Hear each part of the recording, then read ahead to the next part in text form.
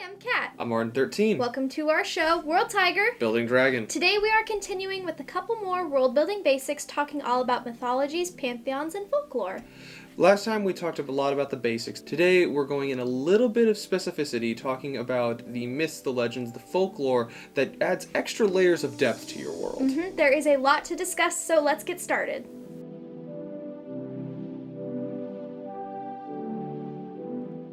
So today we'll be covering 4 main topics concerning gods, pantheons, myths, and legends. The first being, how do you develop a creation story? The second we'll be talking about how do you create your own gods and pantheons for your world. Third, how does religion affect your world? And then the fourth one will be how do you create legends, folklore, and ancient secrets to be within your world. We're going to add some timestamps. If these are any topics specifically that you want to skip to, they're going to be here in this amorphous space. You can just skip right ahead.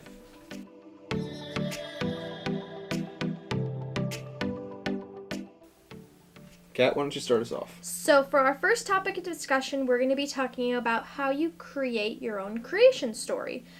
Creation stories are sometimes the most fun when you're world building. I mean, personally, when you just get to think of where did this world come from, how was it created, all that stuff, I find that really interesting. What is the beginning of your world is essentially the main question of a creation story. Right. And a lot of the time when you're talking about a creation story, it is your first story of your world. So a lot of the time when you're talking about how your world was created, that plays a huge part in setting of the tone as to how your world will operate, and how it will kind of continue to go on. I was going to say, it can be as elaborate as you want it to be, or as simplistic as you want it to be. And those feed into their own merits as to why you would have it one way or another. It could be that the creation story that people know is the true creation story, the actual creation story. Or it could be something incredibly vague, because people don't really know how the world came to be. Maybe it's it's a subterranean sort of setting that you're dealing with or that you're creating, so people don't really know how the world came to be. They're just very concerned with their own, 5 feet squared bit of space. Right. And I think a lot of the time when you're talking about a creation story, it is just a change from normal. Not every single creation story has to begin with the and then there was light moment. Right. It doesn't have to start with the, there was nothing and then stardust and then particles and then there was something. Sure. A creation story, like I said earlier, it just has something to do with change. It's foundational in a way. It's the foundations for the reason why your world looks the way that it does or works the way that it does, because all of this was set in stone, so to speak, at its creation. Right. An interesting thing that I was looking at when I was doing research for this episode was realizing that not every creation story actually begins with the creation of the world, if that makes sense. Your creation story can be, and then there was a war that happened, and then everything after that is what's important. So it can be the discovery of an item or the, discovery of a new continent or anything like that. Anything new. I think what you're getting at, you and I had a brief discussion about this previous to us getting on camera, but there is something having to do with again, foundational, but again, you already used the phrase return from the norm. We made the reference to The Witcher, how basically everything before the coming of the Nordlings or the conjunction of the spears is kind of negligible in terms of what the story is that we intend to communicate. Same thing with the inheritance cycle. That world has been around for quite some time, but the only reason we really care about it is the creation of the Dragon Riders. And so for our understanding as readers, that is our creation story. And I found that really interesting because, I was looking up on the world timelines for all of some of our favorite book series or game series and things like that, and just looking at the timeline, there is no, the world was created, and then this happened, and this happened, and this happened. Most of the time it was, there's a god here was worshipped, a god here was worshipped, now there are dragon riders. You know, it was very Right. much just like, we have 2 dates before the dragon riders, but really it was mostly just the dwarves started to worship this god, or the elves started to do this, and then dragon riders, and then conjunction of the spheres. How do you foundationally introduce your world? Because as you said, I will reiterate, it is effectively the first story that you are writing, how your world came to be. And that is not necessarily like you must start with a creation story. You don't have to. You can work your way backwards towards a creation story from a specific narrative that you wish to discuss. But ideally, by that point, you've already kind of started to have the gears turning, and this is Right. what I am building to. This point right here is what I want to communicate, and so everything prior to it is flavor. Right. But how do you, Kat, come up with a creation story? Like we keep saying, I took a lot of inspiration from some of my favorite works. Greek mythology, any of my favorite book series. I like just taking pieces together. Now for Theatrum, I went the route of The Witcher and the Inheritance series, and there is this great flood, the surge that happens, that kind of wipes out the planet, and so anything before that in kind of that old age period is unknown. So there's not really a very clear, like, this is how Theatrum came to be. Now there are gods, but did the gods create this world, or did something else create this world? I'm gonna be honest, I haven't thought about it. It's not important to me. It's all that's important to me is that I have a continent, I have a world, and this is what's happening in it now. Anything before that isn't really important to me. Isn't super terribly important. That's fair. What about you? Any of your worlds have fantastic creation stories or anything? Well, the one creation story that I have fully, quote-unquote, fleshed out is the one for Elicrid. And the creation story for Elicrid, when I write it, I'm trying to approach it in such a way that it is almost biblical in a way. So I don't do the whole, and then there was light. However, the opening line is always, and verbatim-ish, upon the shards of a broken world, the gods descended and began to forge anew. And that is how Elicrid began, was the shards of a broken world. And from there, I find myself taking very similar inspirations to yourself. Greek mythology, for me, it's Lord of the Rings and Norse mythology, about how basically when there was the creation of the world, there was one god who kind of was the king of the gods, per se, and then everyone basically beseeched him, said, hey, you're creating this world, I would really like to put this specific thing, this thing that I can create into your world, will you allow me to do so? And they drew lots. To me, that reads a little bit more Tolkien-esque, with the whole concept of every one of the Ainur were singing in Eru Iluvatar's choir. Yeah, not to interrupt you, but I went, doing research for this episode, I was like, Lord of the Rings mythology. I was like, their creation story. I was like, because I haven't gone super back into that stuff. I've paid attention to, like, the bad guys and stuff like that, but I was like, how did this actually start? And the Wikipedia page for that is a book all on its own. I was like, oh, but it was really cool, the idea with the songs and the music, and that's all of the Ainur had their own melody, they had their own place in the music, and in doing so, they were weaving their own creation, quote-unquote, into the world, and then Melkor came along and was like, I'm gonna do my own dissonant harmonies, but then Eru Iluvatar was like, I'm gonna weave that in too, like, that's fine, do everything works. And he's like, no! And he's better about it, It's very interesting when you look at Lord of the Rings, and then you look at something like Chronicles of Narnia. In the Magician's Nephew, Aslan literally breathes everything into existence.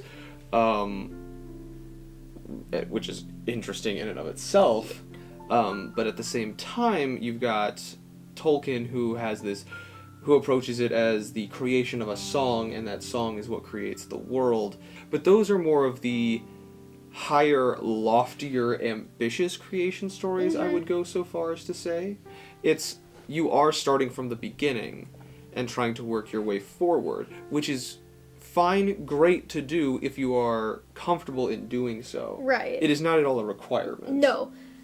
Unless the creation story has a huge impact. I mean, it will have a huge impact on the world, but unless it has a current huge impact, it's more so just setting the foundation of your world and how things are going to be from there on out. Mm-hmm. It's creating the skeleton, or the framework, essentially. I wanted to make a reference to 1984 and V for Vendetta.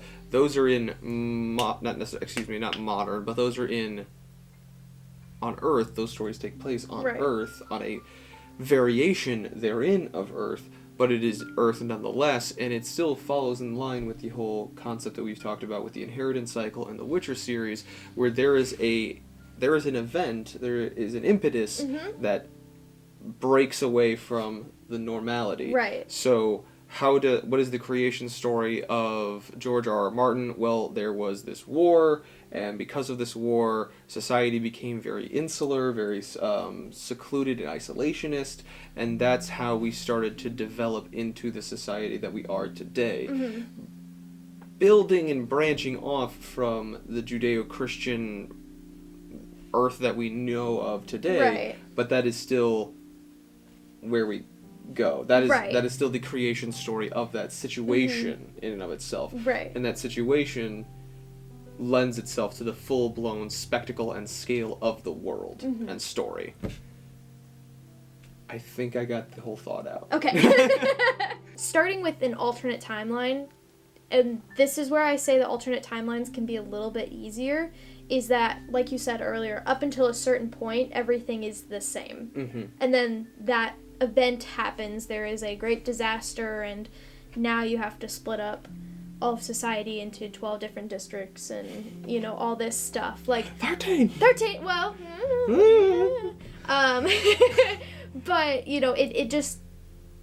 There has to be that moment where something changes, and then from there create something new. As far as when I'm creating my own creation stories and things like that, I like having a reason behind it, if that makes sense. I like having a clear connection between the creation story that I'm building and the story that I want to tell eventually with this world. Sure. So any way that I can clearly connect the two events, so if I was having, the story that I want to write has a heavy influence on rebirth and renewal and change in that sort of way, I want my world creation story to reflect that. Sure.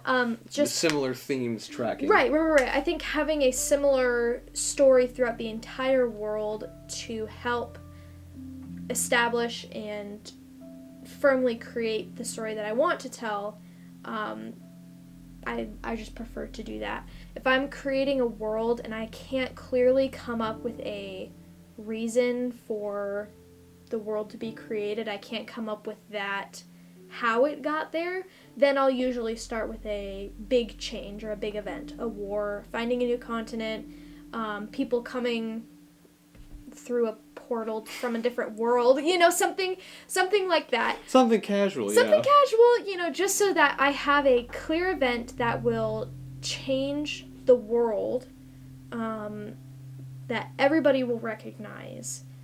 That way all of my histories can kind of start in the same place. Sure. Yeah. What about you, as far as creating your story? In terms of putting it in the illustration, the articulation of these two camps, where we have an event that sets the groundwork for a change from the norm, and the pushing the setting to be more akin to what the story is we intend to tell with this world, and starting all the way from the beginning and working my way forward. Elicrid is really the only one that starts at the beginning. Right.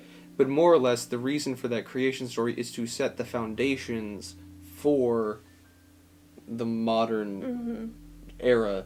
The modern setting in which people are playing and interacting with the world if I create a creation story that goes all the way back and over the spans of thousands and thousands of years, to me, there has to be similar to you, I would suppose, a reason for doing so. Right. But that reason needs to directly affect why we are 5 eras away from that moment in time. But at the same time, I have a couple of other settings like Nora, which I've mentioned a couple times, and Alledra, that have more or less these singular events that stray away from the norm. For Alledra, it's the Dragon Wars. Everything prior to that is kind of negligible, similar to the way that it's articulated in The Witcher, whereas like the dwarves worshipped this old god or whatever. I won't say much of anything else besides they worship this god prior to the Dragon Wars. Okay, cool, I have a time frame for this, but... Right, but it starts with before the Dragon Wars. The Dragon Wars is like your focal point, and anything before... You can place anything before that or after that, based on that point in time. Right.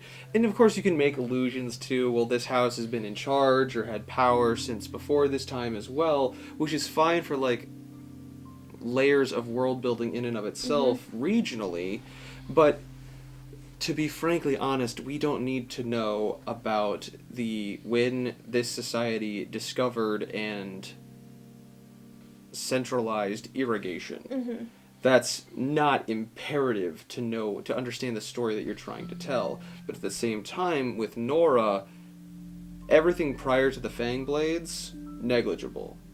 Because there was no history that was recorded, or if it was recorded, it wasn't recorded well, or the oral traditions are all but shoddy at best, because at that period in time, prior to the Fangblades, everyone was more or less afraid that their house is going to be destroyed because a demon just walked through it while they were sleeping.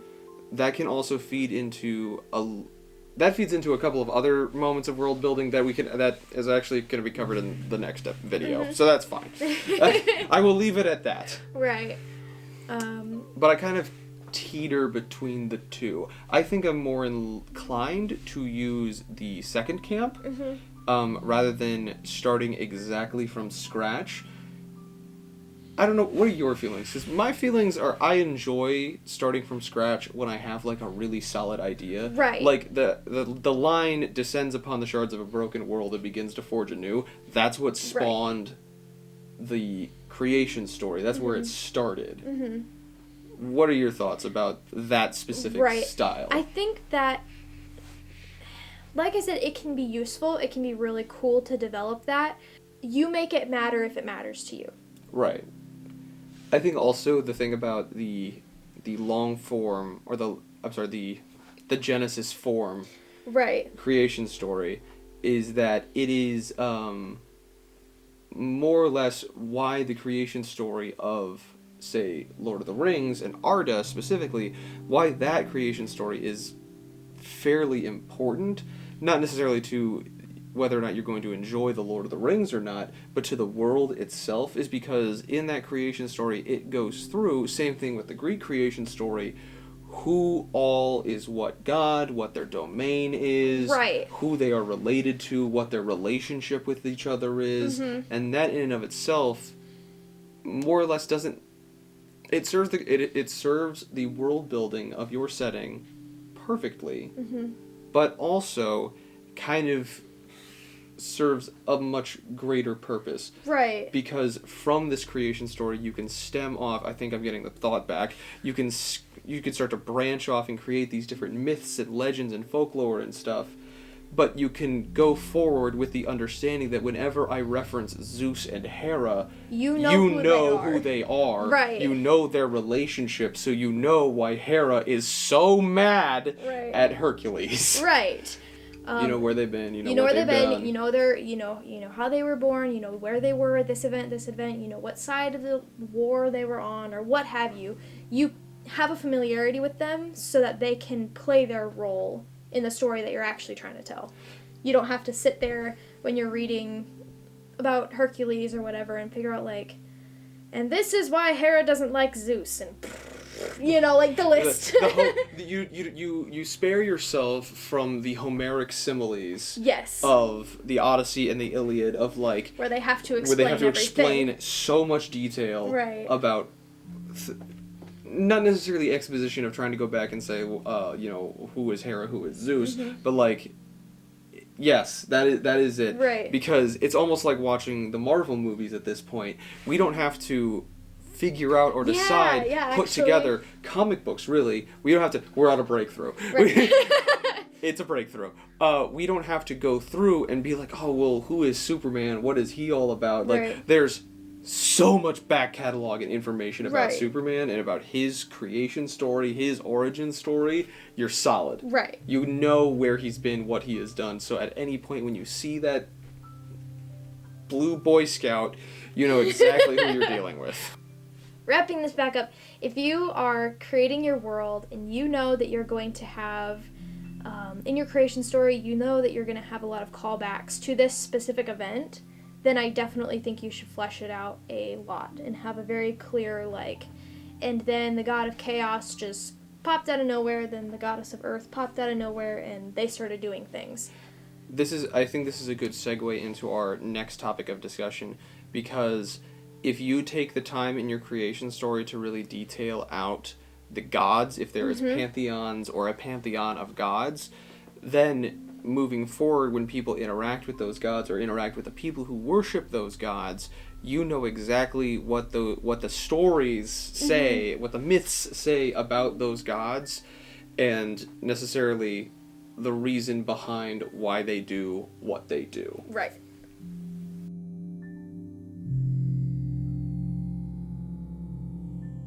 Our next topic of discussion, as we alluded to earlier, has to do with how do you create gods and pantheons in your world. I am super excited about this part. Can I lay down, not necessarily some ground rules, but probably some vocabulary that we will be throwing out there more than likely. Yes. Concerning gods and goddesses, deities is another name for gods and goddesses, but when it comes to the amount of people, the amount of gods that we have in a certain pantheon. A pantheon is a group of gods. Right.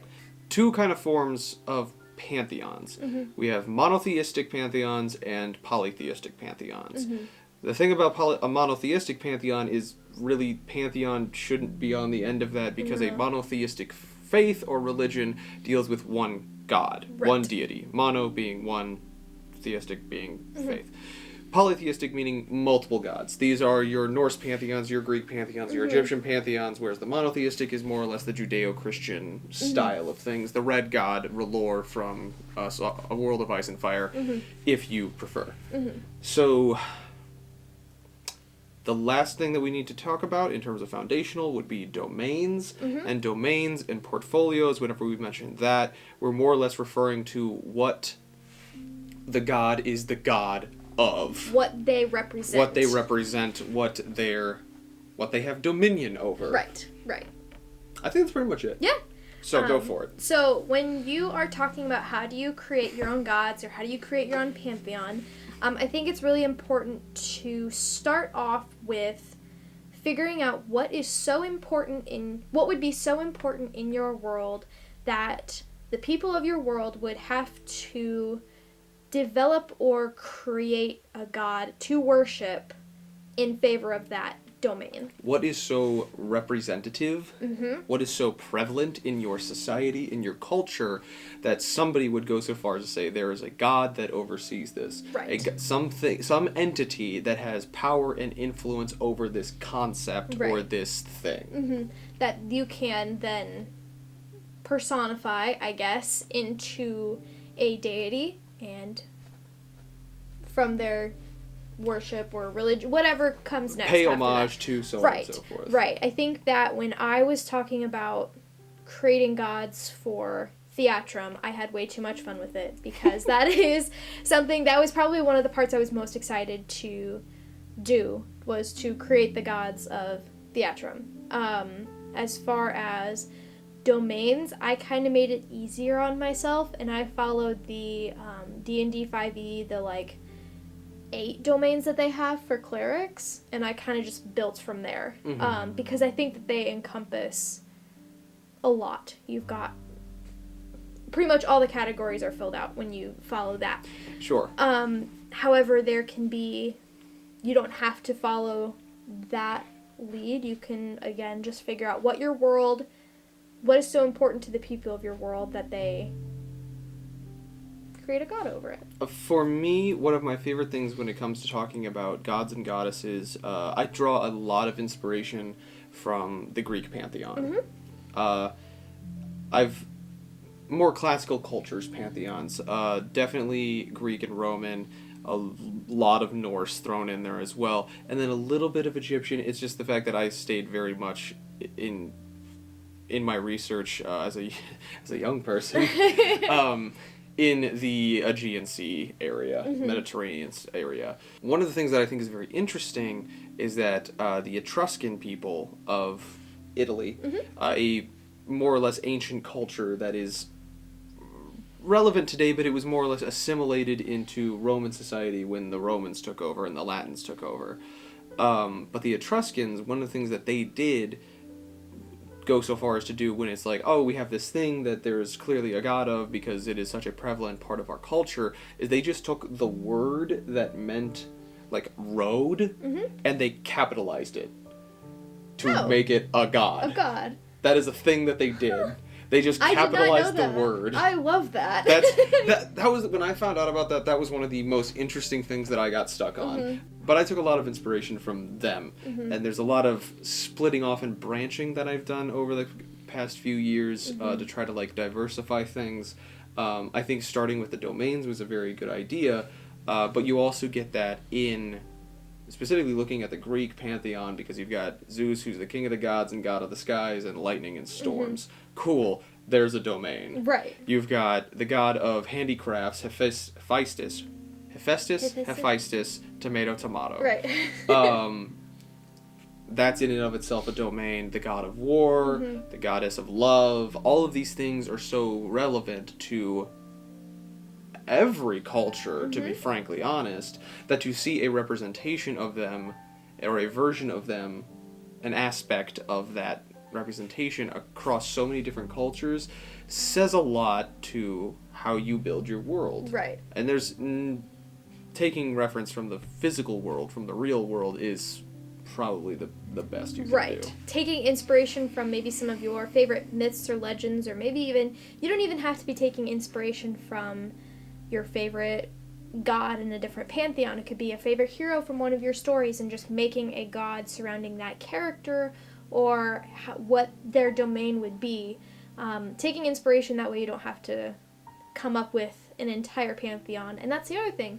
We've talked a lot about creating your own pantheons. You really don't have to do that. I would venture to say that from the brief stuff that I read about the Lord of the Rings series, is that it felt very monotheistic. It felt very like there was one big god and then lots of little guys. That is a thing that is something that is very clever of Tolkien. It's the fact that there is Eru Ilúvatar, who is Eru, I do believe in Quenya means the one. Right. He is the one god, and then beneath him are the Valar, or the Ainur. But you got, I'm sorry, there's the whole family of the Ainur. Right. There's the Ainur, and the Ainur are divided into two groups. Somebody's going to correct me about this in the comments. Right. I know that Probably I know it Logan. already. But there is the Valar, which are the greater angels, almost like archangels in a way. And then there's the Maiar, who are the lesser angels. But they're all creating But they're all creating right. according to Eru and acting on Eru's will. But at the same time, when they come to Arda, when they come to the world of the Lord of the Rings, Eru kind of stays outside of things. He is present, but they more or less represent the gods of the world. So it's a very clever thing that it is a polytheistic religion to the people on the world, but they themselves worship the one. Right. So, I mean, there are multiple ways of building out your specific god or gods for your world. One of my favorite stories to reference or at least attempt to reference in my world building, is the children of Ares. And I love the children of Ares for a number of reasons, but more or less, you've got a slew of children that were sired by Ares, but the ones who were specifically sired by Aphrodite.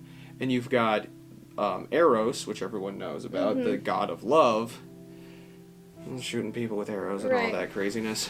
But then you've got Anteros, which is the god of returned love, which at the point, which before I learned about this person, about Anteros, it was Eros runs around, shoots you, and you fall in love, and yada yada yada. But Anteros' job is to shoot the other person.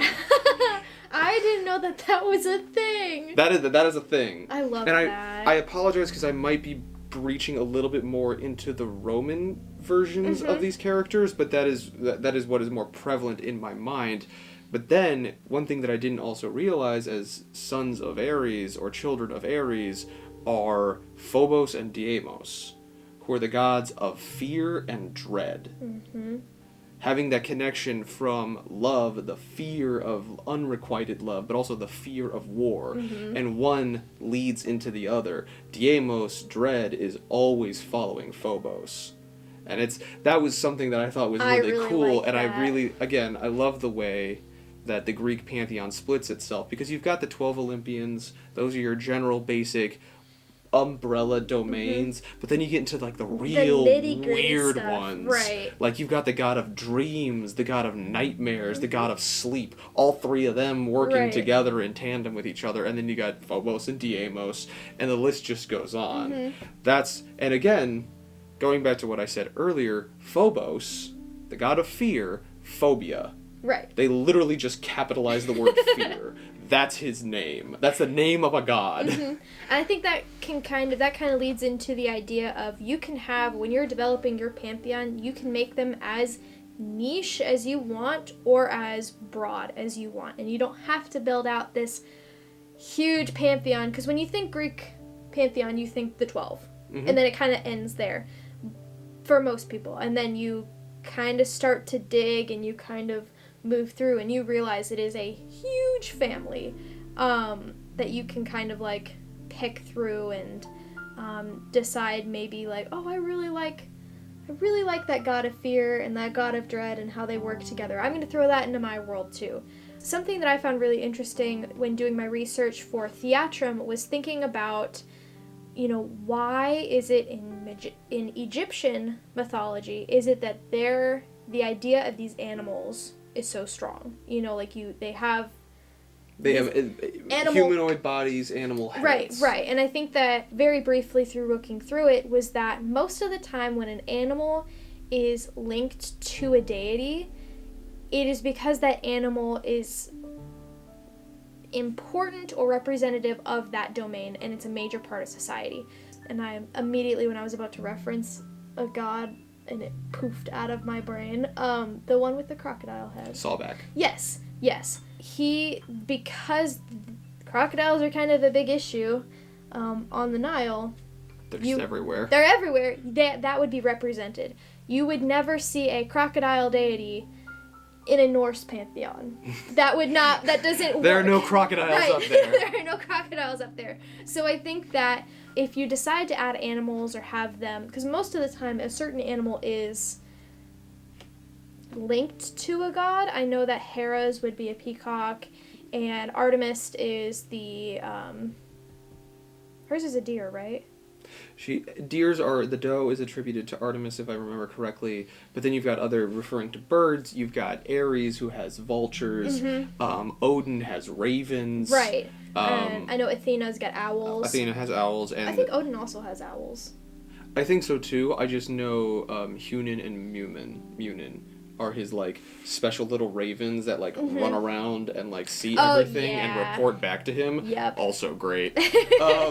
But yes, so if you decide that you would like to have animals linked to a specific deity or a specific domain, kind of be aware that that animal, while it can be great, really wouldn't be represented unless that specific animal was a huge part of society.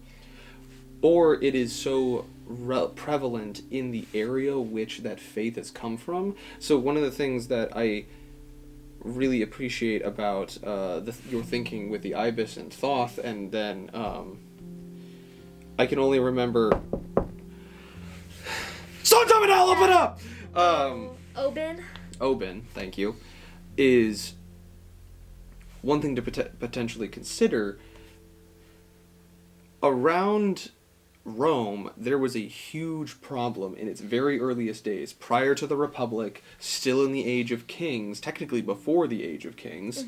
There was a huge problem with wolves. Wolves everywhere. And because of that, the founders of Rome, Romulus and Remus, were heavily attributed or given, there was iconography of them with wolves.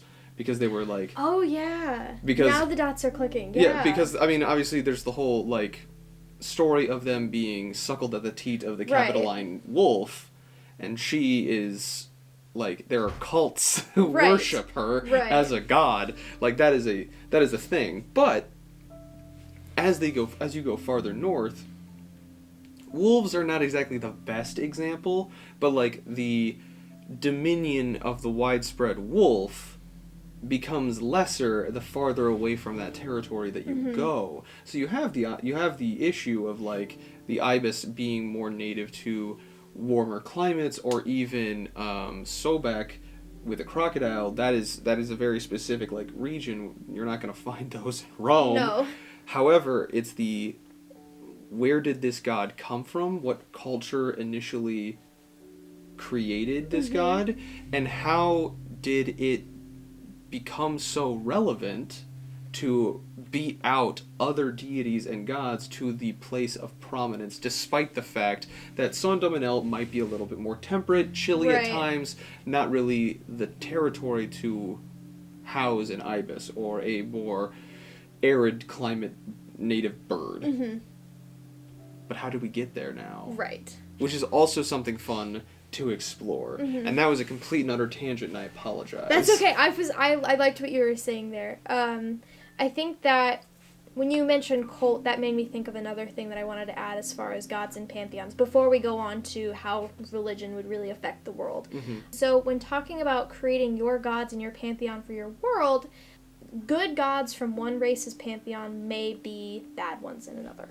Sure, and another, we see an instance of that in our own world of Earth, because prior to the Judeo-Christian God taking prevalence, as I realized that was kind of where that tangent was going,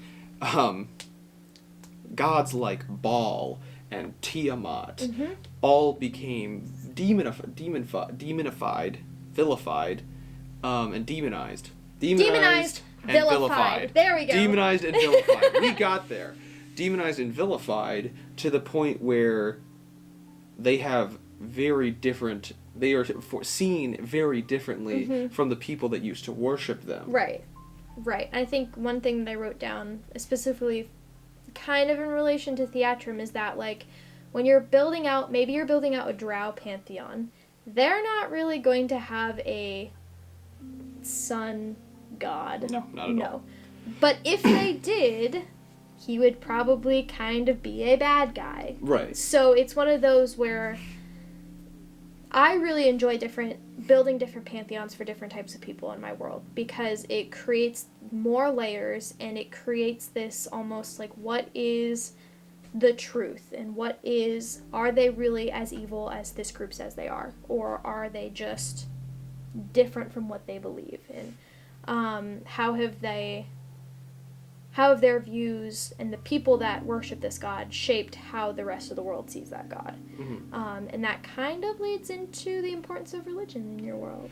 It easily does, but I did want to add one thing to what you were saying, and then one thing more.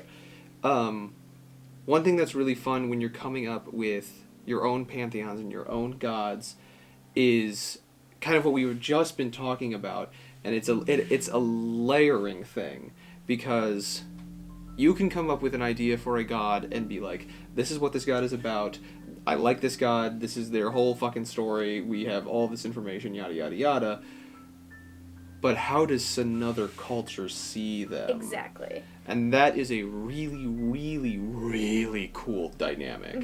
And it's the easiest and most simplest, straightforward reference that I can make is the difference between the Greek Ares and the Roman Mars. Yes. The Greeks hated Ares. Oh, yeah. Hated Ares. They said he was fickle. They said he was a whiny bitch. Like, there was... you did not like this person. You read the stories written about with Ares in them, and they just shit talk him the whole time. They do not like Ares. They don't like him. And that's because Greeks hated war. Everyone talks about how Greece was like the center for scholarly thought in the classical world, and there is a lot of truth to that. But at the same time, they themselves, as a scholarly folk, really were more or less afraid of their past and of the legacy that they had come from, and so they were trying to push themselves away from that by denouncing the god of war, whereas Rome was like, we love Mars, he's all about the war, he's all about us, he's about the conquest, and that's what we are about here. We gotta conquer. There was an honor to him. There was an honor to it, yes. Right, versus Ares was very much just like a kid throwing a brick through a window or something. It was just like... I hated him so much. But something to consider that I think we alluded to, but I wanted to give a reference, is feel free to take gods that exist in Earth or other settings, what have you. Maybe they have the same names, maybe their power set is different, but it's more or less a reference. The thought that immediately comes to mind is Tiamat. Mm-hmm. Tiamat is a massive villain in the world of D&D. But Tiamat was an ancient Sumerian deity. I do believe deity of the storm. I think she was a storm deity, if I remember correctly. We'll correct that in post. Down here. But then she was adopted because of the demonizing of her. She was painted to be serpent-like with multiple heads and lies and connected to the elements in so many different ways, so that when she made the transition to D&D, it was just natural that she was a dragon deity. Right. So I thought that was a fun little thing. Mm-hmm.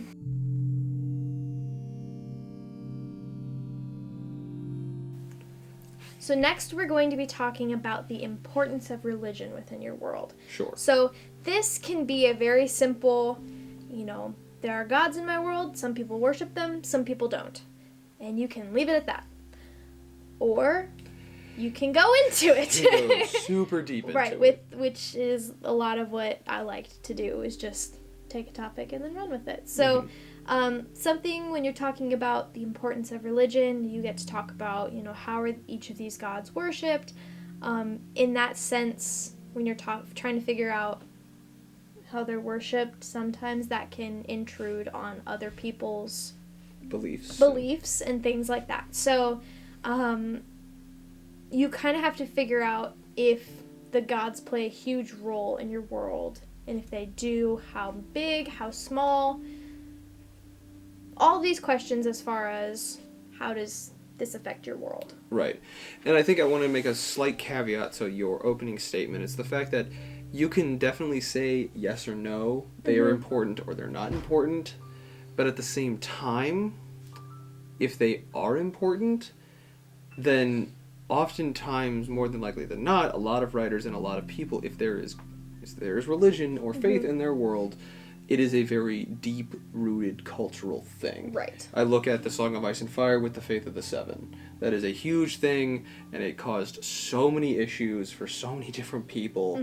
But at the same time, faith in, say, the world of Lord of the Rings, not really that deep. Really, we don't really talk about it. I mean, sometimes they make reference to Eru, sometimes they make reference to the Valar, but there's no, priests walking around anointing people with oils. That's just not a thing that's happening. However, I will make a slight caveat to that, because certain individuals will rail me for this. It did play a role in a certain part of the lore and narrative, which is surrounding Numenor, where they did worship Eru Ilúvatar in the papacy sort of style. But when you get to the Lord of the Rings, the thing that most commonly people know about, kind of negligible, throw it away. Right. The dwarves worship Durin, but that's because he was their first, like, they were their ancestor. Right. Like, it's an ancestral sort of situation. But it is a cultural thing. It has a potential to be a very deeply rooted cultural situation, such as the followers of Obin in Theatrum. Right. So, religion and the gods are very important in Theatrum in the aspect that what god kind of presides in that area, their domain and their ideas and their how they operate has a heavy influence on how that part of the world operates. Sure. So as far as, I keep going back to them, the country of Sondominel, as far as the god that presides there would be Obin, and he values knowledge and exploration and seeking out the truth and knowing these things. So that is kind of how their society runs. Now, you go to regions like in Rodinef, where the god Sol is very prevalent, his domain is light. So it's going to be very much about the virtue. The, not necessarily... Chivalry, yes, it is very much a, fight for your honor. Whereas Obin's followers seek truth, they seek justice and purity. Virtue? I'm sorry. Virtue. Virtue. Yeah. It's the search of knowledge, the search of truth versus the search of virtue. Right. So, and then you can already kind of see where those two ideas would conflict if they met. Mm-hmm. So, building on that, before I lose the thought, and I apologize for cutting you off, but when you have a god, when you have a faith, when you have a religion, a pantheon, whatever, a idea of faith in a setting, in a culture, going back to the cultural roots thing, depending on what that god stands for, but judging off of what you said in Rodinef and Sondominel, what those gods stand for are the most highly praised virtues. Those are the things that people are striving for. The best people in society are the people that are more akin to those certain tenets of the god, and the more looked down upon individuals in society are those who seek, more cater to not those virtues. Right. But in another country, those virtues are celebrated. I was about to say so it's that dichotomy, and that I wanted to reiterate from earlier in the video.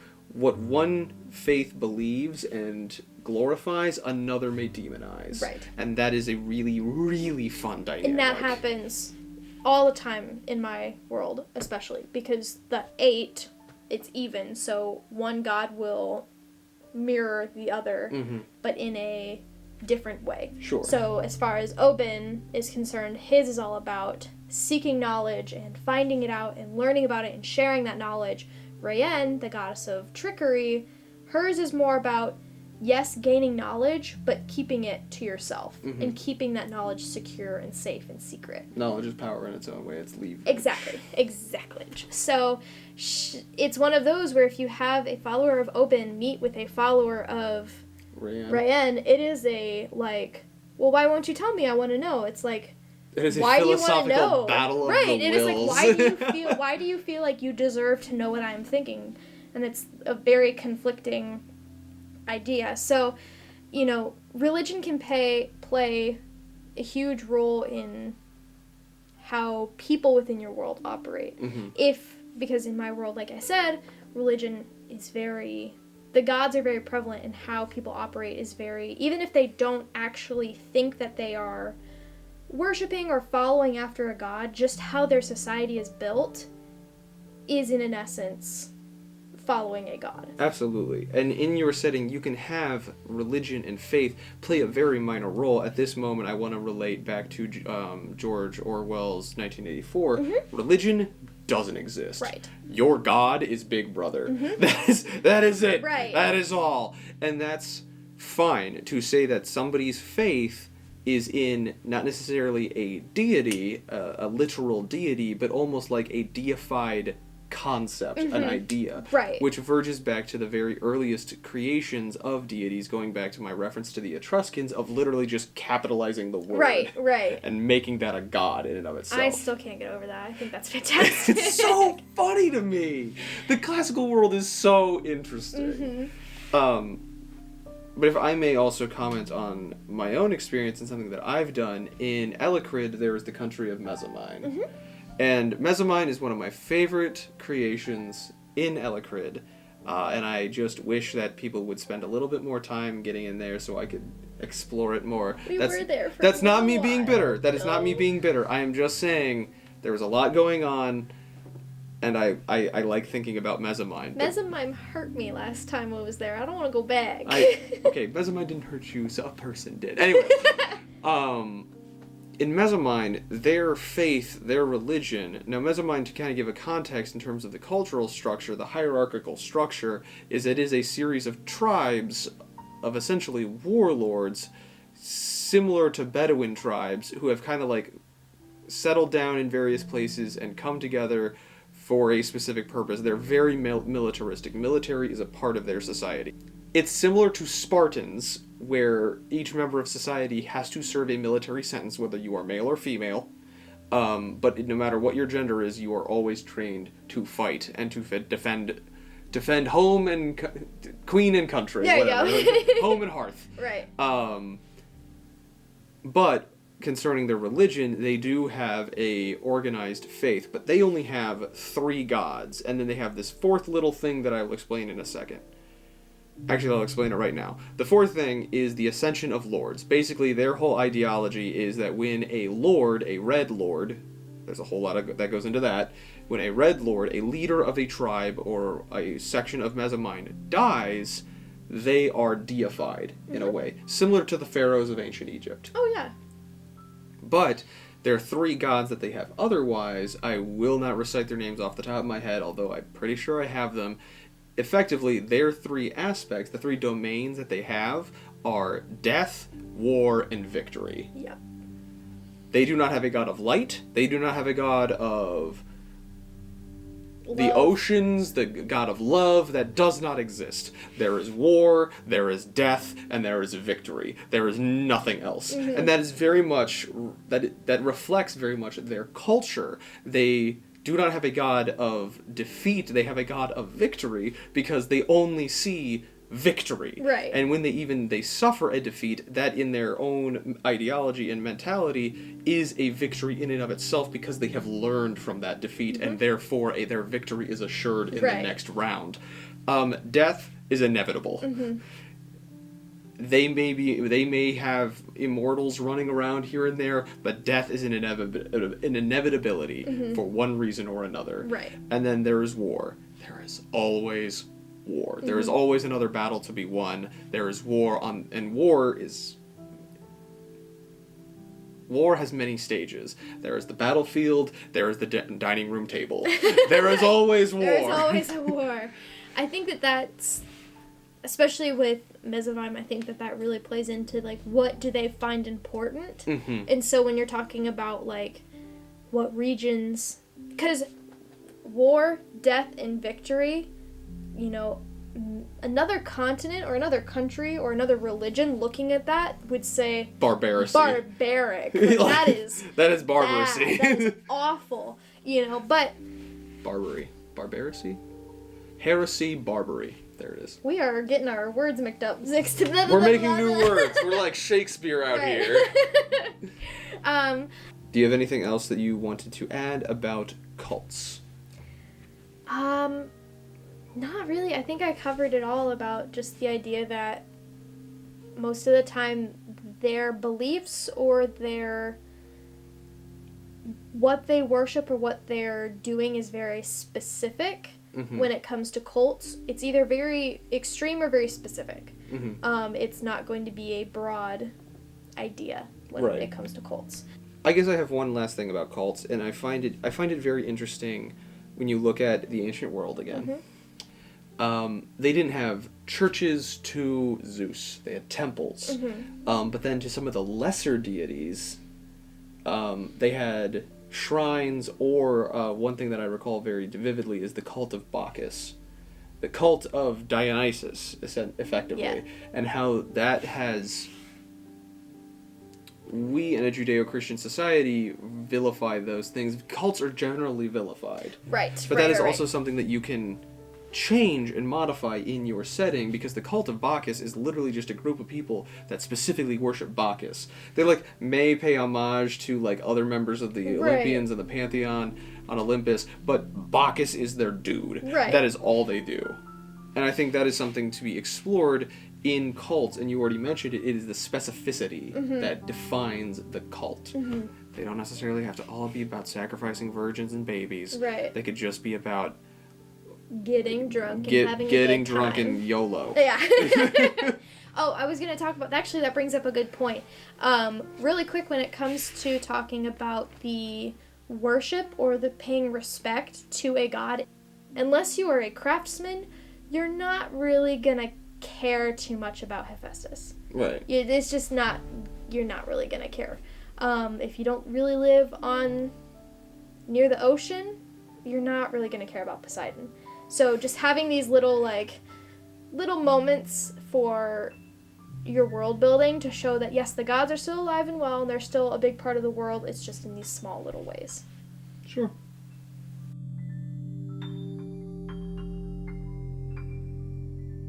Last point? The last point that we've got talking about today would be, how do you create legends, folklore, and ancient secrets in your world? So now you have this pantheon of gods, or maybe a basis of a pantheon of gods. How do you begin creating lore and myths for your world? This can get very, very, very overcomplicated. Yes. Very quickly. And there's a very easy way to start out doing this. And that... We'll start with a reference to Greek mythology. As a whole, aside from the rituals and the gods and so on and so forth, all of the myths that we know were justifications for why something is the way it is. Or why a god's domain is so well respected in a specific place. Another thing also is that there can be references made to legends and lore in the dominions of your gods. Again, I will make the reference to Greek mythology. Poseidon is the god of the sea. We know this. God of the sea and the ocean. But did you know that he is also the god of earthquakes and horses? I mean, I knew that, but that... You knew that. Shockingly enough, the Greeks discovered, or made the assumption, that all earthquakes happened in the ocean. Prior to the understanding of tectonic plate movement or anything like that, that was just something that they discovered or made the assumption of, and so that aspect was given to Poseidon, because it was something that was born of the ocean, so obviously it would be Poseidon's purview. Another thing that I think is very interesting is that at one time, Poseidon liked a girl. Oh. That's how it always happens. Yeah. He liked a girl, and he wanted to be with this girl. And the girl said, I will be with you if you create something so beautiful that does not already exist on this planet. And Poseidon says, okay, sure. So Poseidon created, according to this myth, every hoofed creature in the world to try to impress this girl. After hundreds of failed attempts, which is, like, really sad to think about it. It's like, after hundreds of failed attempts, everyone's like, oh, okay, so we're thinking that giraffes, gazelles, and deer are failed attempts. He finally came out with the horse. And that was what she fell in love with. And then I think things happened. I don't quite recall how that story ended. But happened. According to this myth, Poseidon created horses to impress a girl. Right. Which leads into the whole concept and idea of why things are the way they are. The justification for why something works the way that it does. Right. The Greeks initially thought that the sun and the moon were chariots, or were attached to chariots being pulled through the sky. Right. So it could be answering the questions. It could be the question of, like, why does a god have domain over this certain thing? It could also be, why does this city represent this god the best? Or why does this city only worship this god? You know, just, yes, when you're talking about legends and folklore, it's mostly just giving a reasoning as to why people do something, why people don't do something, just giving reasons. And they could be simple as a god wanted to make a pretty item for a pretty girl, or it could be as crazy as something else. So it really just depends on how elaborate you want to go. And it doesn't, and your myths, your legends don't have to be like the doctrine of the faith, whereas we can, if some scholars take the Bible as religious myth, it is Christian myth. At the same time, you can lump in Dante's Inferno, Purgatorio, and Paradiso, the Divine Comedy, as Christian mythology. You can do the same thing with Paradise Lost. All of that is surrounding the mythos that is created by the Bible and by Christianity and Catholicism, but it is exploring these different specific things to talk about why things are the way they are, or how things are that we didn't get a whole lot of articulation on in the initial text, in the initial understanding. One thing that I also wanted to reference was your folklore and your myths and your legends don't have to do anything with the gods. Oh, yeah. Nothing at all to do with the gods. There's a lot of... We were starting to make a reference to Irish and Celtic mythology. A lot of Scandinavian mythology as well that, like, don't really deal with the gods. It's all about the heroes. And, of course, Greek mythology does this as well, but usually the gods get involved. Right. Elsewhere, that's not the case. And it could also go so far as to say your myths and folklore to justify why vampires exist in the world, why werewolves exist in the world.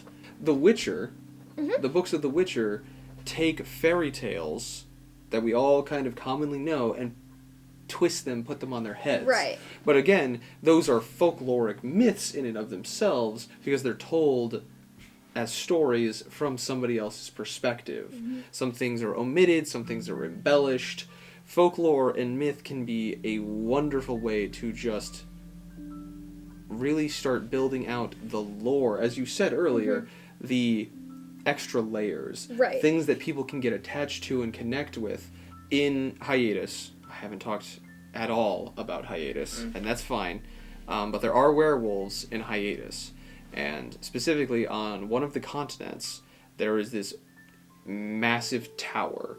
It is the tallest tower, almost the tallest structure in the world, beat out only by a single other tower owned by the angels, that is called the Tower of Lunalita. And the Tower of Lunalita, the myth surrounding the tower is that at one point a werewolf clan leader, alpha of a clan, fell in love with the moon. And so he built this tower to be closer to his wife, to be closer to his beloved. And so that's just kind of, and it is a like holy site for their clan. But that is the myth surrounding it, is that it was built as a tower so that the alpha of the pack could be closer to the thing that he loved. Right. Very simple, very straightforward. And like that, I mean, it doesn't, like you said earlier, that is a myth or a legend surrounding a building or something like that. You can have a myth or legend surrounding an animal, a monster, a plant even, as long as you need to provide a reasoning why. There you go. And the reasoning why doesn't have to be accurate. I know that there are a lot of myths concerning like volcanoes or giant, when earthquakes shake the earth. A lot of the times when those events happen, there will be a legend or a myth that follow those that humans try to create to give reasoning as to why that happened. You know, why was there such a huge explosion? Why did the entire world, you know, shake after this earthquake? Giving those reasonings as to why. Are myths gossip given legitimacy, Kind of. given like legitimacy simply because of how widespread they are. I would start down that path. Yeah, it's more so. It always starts with the old Marge just sitting in this yes, that earthquake happened because right. because these two gods got into a tizzy, or these two hunters were trying to figure out who was the better hunter, so they fought the great boar of Acneon, and everyone's like, the great boar of Acneon. Write this down. You know, so it's more so. Myths and legends, I think, stem from, at least in our world, stem from an idea of not fully understanding what's going on in our world. Absolutely. We don't necessarily have those myths and legends so prevalent anymore because we've figured out the earth is quaking and shaking because two tectonic plates are rubbing against each other. Right. That volcano erupted because that's what they do. You know, that's what they do. So you don't necessarily have these, it's not this like search to try to make it make sense within our own minds. It is a search to make it make sense to the people. Yes. It is a justification to the people. I have one more myth. I know I've been sharing a lot of myths, but I think they relate very much to different paths that you can take mythology. I want to talk about a D&D myth, if that's okay with you. Yeah. Okay. In the setting for D&D, Toril, the Forgotten Realms, Faerun, there was a goddess a goddess of winter. Her name was Kale or Kale, something of the like. At one point, Kale got this brilliant idea that if she is going to achieve more power and overstep herself as a deity, she has to consume the world in an endless winter. She attempted this, the gods rose up, and she was struck down. But they still needed a god of winter. They needed somebody to oversee the god of winter. So that aspect of that portfolio went to the Raven Queen, who now is also along her laundry list of titles is now also the goddess of winter because Kale was removed. And I think that was a very interesting spin on. That's a very interesting justification for why certain deities. Obviously, in D&D, the deities play a little bit more of a hands-on role, depending on the GM, depending on the module. But the Raven Queen has gotten such ridiculous popularity in recent years that I think it's fun to note the fact as to why she got one of the points of her portfolio, of her domain. Right. Myths are fun. They're super exciting. And you can do a lot. It is just another aspect of storytelling. Really, you can write, if you're planning on writing a book or something like that, you can fill a book full of myths and legends and folklores just from the world that you're building. So I think it's just storytelling within storytelling. Absolutely.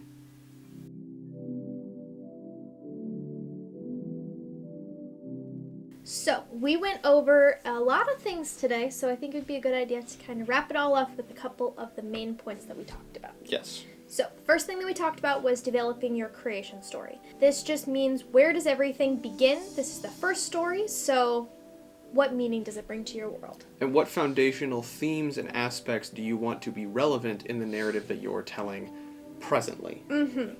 Second point was, how do you create your own gods and pantheon? What aspects of society are culturally relevant enough to have a deity that oversees or has a dominion over that specific thing? As well as, how do the gods within your pantheon work together or work against each other? Third point was the importance of religion within your world. Religion in and of itself is a cultural influencer. It is something that is very deeply rooted, but at the same time, it can be as relevant as you need it to be. It could be as deeply rooted as the Chantry in Dragon Age, or as loose as Star Wars. And then the fourth thing would be, how do you create legends, folklore, and ancient secrets within your world? This just helps you give reasoning to maybe unexplained things within your world, as well as kind of flesh it out, give it a little bit more life. And folklore in and of itself is explanatory, and it could be just justifications for things, the way things work. Thank you so much for joining us today. Let us know in the comments below something that you enjoyed about today's video, or if you have an idea about a god, pantheon, or myth that you're willing to share. If you enjoyed today's video, please make sure to hit all those buttons that everyone else bugs you about. We would love for you to join our lunch table. And stay tuned for our next episode where we will be discussing maps. Ooh. So excited. Alrighty, lunch buddies. I'm Kat. I'm Arden13. I'm still waiting on that ramen. We'll see you next time. Bye. Bye.